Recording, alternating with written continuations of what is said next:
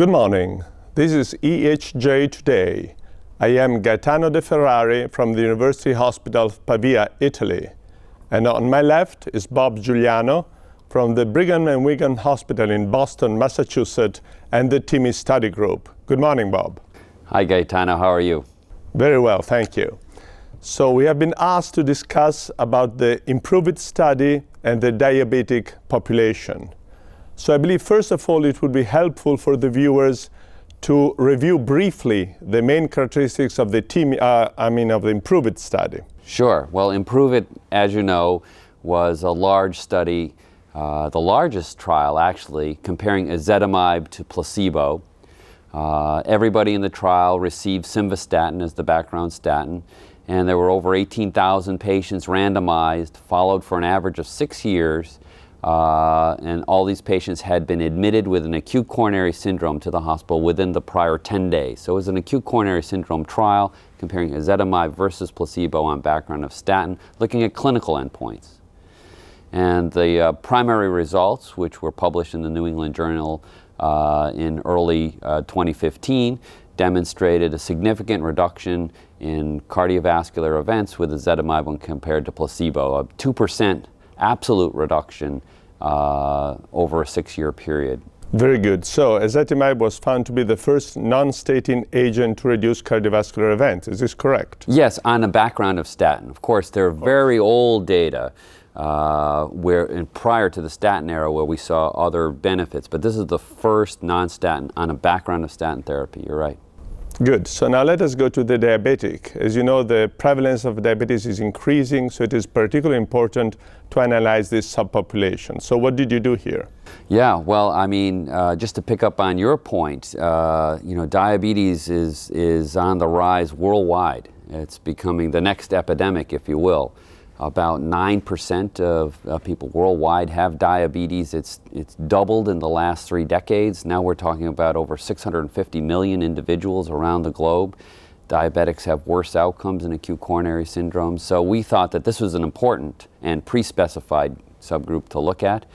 And we had a large number. I mean, a little over a quarter of the 18,000 had diabetes, so nearly 5,000 patients, which is a large subgroup. And put it in context for the viewers, the PROVE-IT trial was smaller than our diabetes subgroup. The 4S trial was smaller than the diabetes subgroup. So this is a large, important subgroup. We asked investigators, does the patient have diabetes or not at the time of admission? And we found amongst diabetics that the outcomes were even better. You know, the benefit of ezetimibe was potentiated, if you will, in diabetics. So did you see a greater reduction in LDL levels in diabetics compared to non-diabetics? Yeah, that's a great question. So when we look at the treatment effect, so what did ezetimibe give you once you adjust for the placebo? There was a slightly greater reduction in LDL amongst the diabetics than in the non-diabetics. There was no relative difference in triglycerides or HDL between diabetics and non-diabetics who received ezetimibe. I mean, both diabetics and non-diabetics had a similar response to ezetimibe, lowering triglycerides, slightly raising HDL. But the other variable that was quite different was CRP.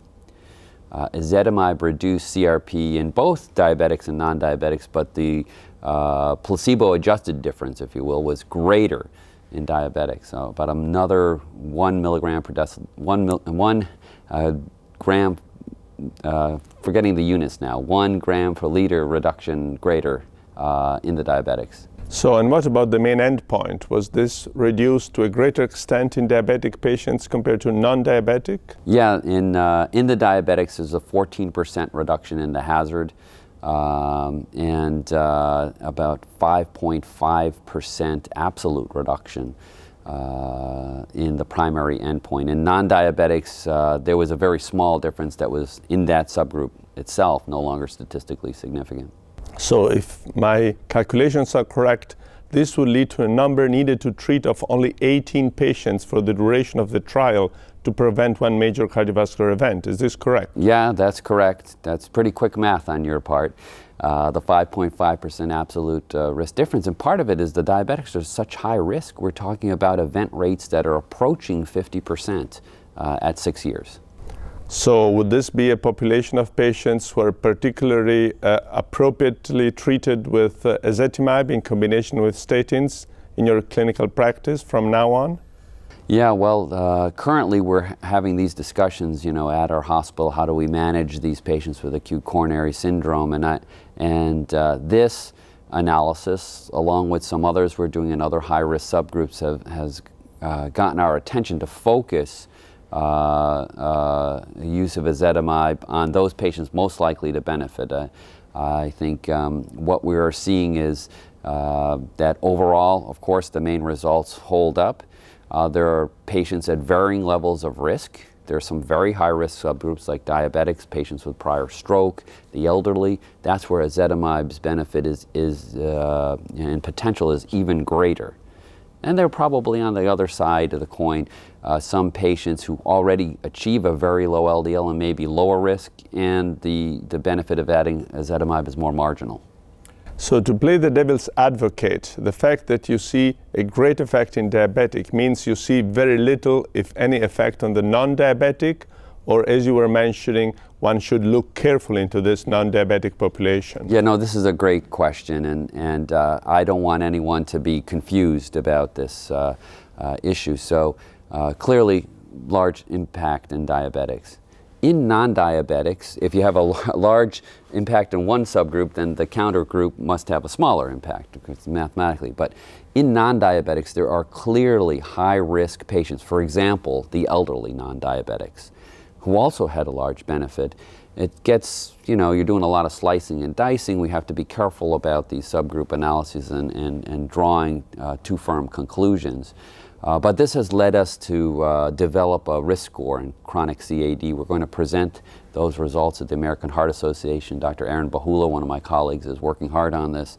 And we are finding so far, it's a work in progress, when we apply this chronic CAD risk score to the IMPROVE-IT data, that the patient's benefit correlates very strongly as a powerful interaction with the risk profile of the patient. So we will have a TIMI score in addition to the TIMI score we have for non-STEMI and for STEMI. We'll have a TIMI score for stable coronary artery disease, which we may apply. Is this correct? Yeah, if things look as good as the preliminary reads are, I think you're right. And this may help in identifying the high-risk patients to be treated. Sure. Probably also with antithrombotic agents, perhaps, if this works. What do you think? Well, you know, that's a good point. Often these risk scores are helpful in more than one disease state, or they work in ways you don't expect. For example, the CHADS and CHADS-VASc score, initially designed in atrial fibrillation to predict stroke, also were useful in identifying patients who are going to die or have a bleeding event. And we look at the TIMI risk score. It's been applied in other patient populations. So we'll have to see, though. So I have one final quick question before the final remarks, and it's related to targets. Yeah. Now we're in Europe here, and we are very keen in maintaining the 70 milligram per deciliter target for very high risk and high risk patients.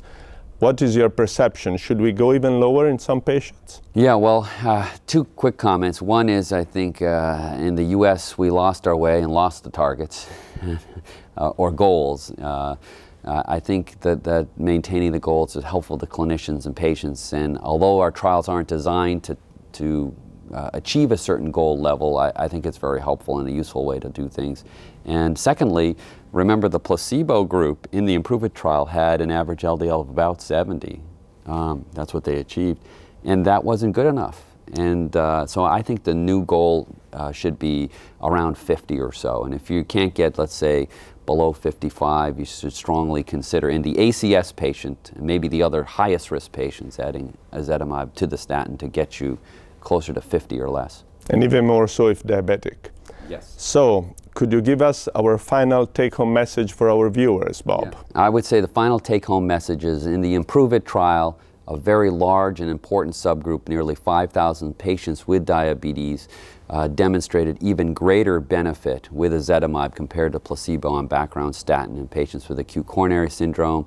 And we think these findings are consistent with the higher risk of diabetics, and there are other patients who are also higher risk, including some non-diabetics. Okay, thank you to everybody and goodbye from the EHJ today.